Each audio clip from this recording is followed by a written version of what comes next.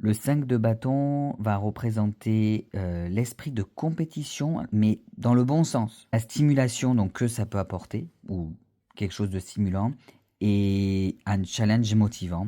Mais à l'inverse, hein, on le voit sur la tête des personnages, ça peut représenter le conflit, la compétition excessive, les tensions.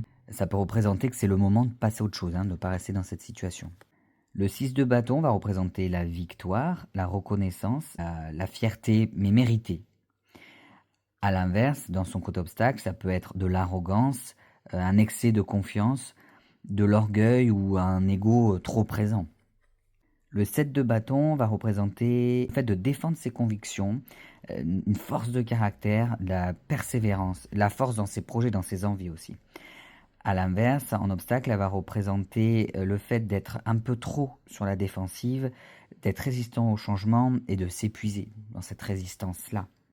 Le 8 de bâton va représenter quelque chose de rapide, des progrès qui peuvent être fulgurants, des opportunités inattendues. Mais à l'inverse, c'est de la précipitation, un manque de réflexion, une impulsivité, voilà, qui amène à faire un peu n'importe quoi. Le 9 de bâton va représenter la résilience, l'endurance, la dernière ligne droite avant l'arrivée. Donc que c'était un moment très difficile qui vous a demandé beaucoup d'efforts, mais là, c'est bon, vous allez, dans son côté positif, c'est que tous ces efforts, vous allez réussir à les passer. Et que ça va enfin amener à quelque chose, quoi. Vous allez enfin arriver à cette ligne d'arrivée.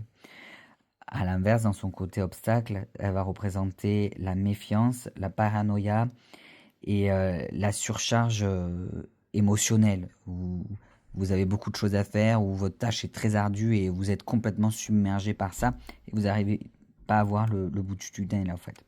Le 10 de bâton, on le voit, galère. Dans son côté positif, ça va être les responsabilités assumées, donc on porte tout, l'aboutissement d'un projet qui a été difficile à porter. En côté obstacle, ça va être une fatigue extrême à force de porter tout ça, un surmenage, voilà, c'est très fatigant tout ce que tout ce que, j'allais dire, ce personnage porte, c'est le burn-out, quoi. Enfin, pas dans le sens comme dans les épées, mais dans le sens, voilà, il y a vraiment une énorme charge à porter et que ça entraîne une fatigue extrême qui est mal gérée.